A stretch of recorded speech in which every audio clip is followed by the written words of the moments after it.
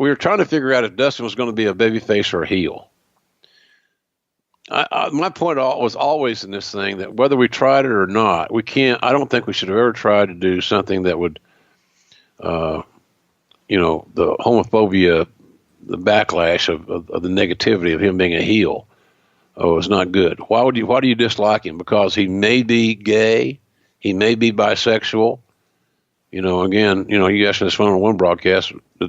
I didn't know what androgynous was, so I said on TV probably. Right. But so we didn't want to go that sexual route wholeheartedly, but it was always going to be there. It's one of those deals where you say, that'd be like me saying, well, here comes Ahmed Johnson. Man, what an African American he is. Right. Well, I can kind of see that, JR. He's a black man. Okay. So things like that go without saying. It's like saying Andre's tall. Okay, good job. So that's kind of where we are on that deal. But Dustin had a story to tell, and he wanted to tell it. Okay, and that's what I wanted to get to. I think that may be a way, Conrad, for him to make up some lost time. And thankfully, at the end of the day, that all happened.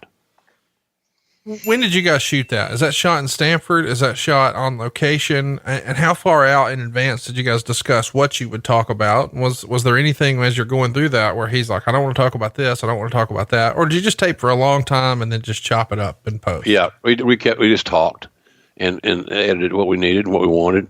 And so that way you don't eliminate nothing. You don't stifle any creativity.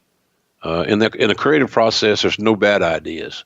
Obviously, some are much, much better than others. So you let the guy talk. You're as an interviewer, you're prepared to ask the questions, and you know the story. So, but no, we didn't rehearse it. It wasn't rehearsed. You kind of go over what you're going to talk about. We're going to try to start here. We're going to try to go to here. This we're going to make these points in between, and then you do it naturally or as organically as you can. And that's kind of what we did there with the Dustin interview, and it worked out well. It was a nice interview. We finished this episode of Raw with the Hart Foundation coming to the ring. Bret's going to tell Bulldog, Anvil, Owen, and Pillman to return to the dressing room. And then he calls out the gutless little poser, Shawn Michaels, and tells him to get his ass out here. He cuts a promo here saying that it finally dawned on me the arrogance and attitude and cockiness that is in you is what all these Americans represent. And you think you're better than everybody, and you look down on us. And he compares America to the Roman Empire, and he says it's going to fall because of scum like Shawn Michaels. And he starts to list things like, instead of trying to face him like a man, you're too busy posing for girly magazines and putting tattoos on yourself and earrings in your navel and nose and ears and shaking your ass and making yourself look like a horse's ass. And he said, Shawn Michaels, the biggest thing that bothers me is you didn't have the guts to face me at WrestleMania this year, one-on-one. Chat me up.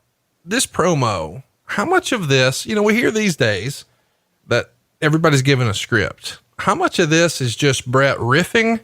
How much of this is bullet points? And what, if any of it, was approved ahead of time? I would say, based on my experience there, especially during that tumultuous era, Bret was going to say what Bret wanted to say. And Vince is going to let him by and large. Not that that's an indictment on either side. So my point is that Bret created the interview. He knew what he wanted to say. He was going to take it in a direction that it would make him and his boys, Hart Foundation, heels in in America, and massive, massive baby faces in Canada and the UK.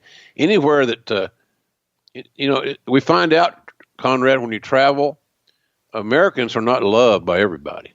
Right. Sorry to mention that, folks, but because we are somewhat arrogant, conceited bastards sometimes, no doubt. And so Americans aren't loved. You could tell that by how Trump was treated in England.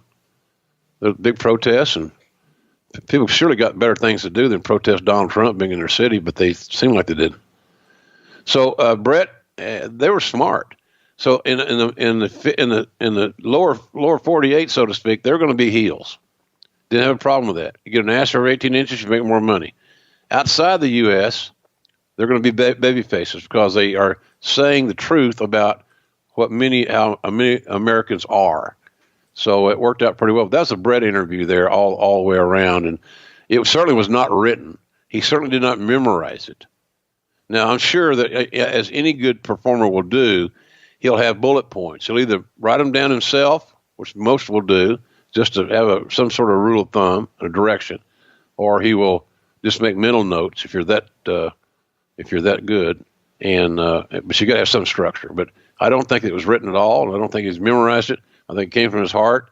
He followed the direction of where they were going in their story, and where he was going with the Hart Foundation. But it was a riveting promo, way ahead of his time, I thought. Well, Shawn Michaels disagrees, because the idea is Bret's supposed to stand up out of his wheelchair and Shawn's going to super kick him, and then the show goes off the air. But Bret keeps talking, and then by the time he finally stands up and gets the super kick, the show's off the air. They've already missed it. And Bret wrote about this, and he says the fan noise was so loud that he couldn't hear his cue. And instead of the show ending the way it was supposed to, it ended with him still berating Shawn, and Shawn just standing there and doing nothing about it.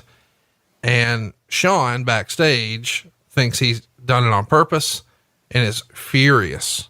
What do you remember about the backstage temperament when Shawn comes back and realizes, hey, none of that shit made air?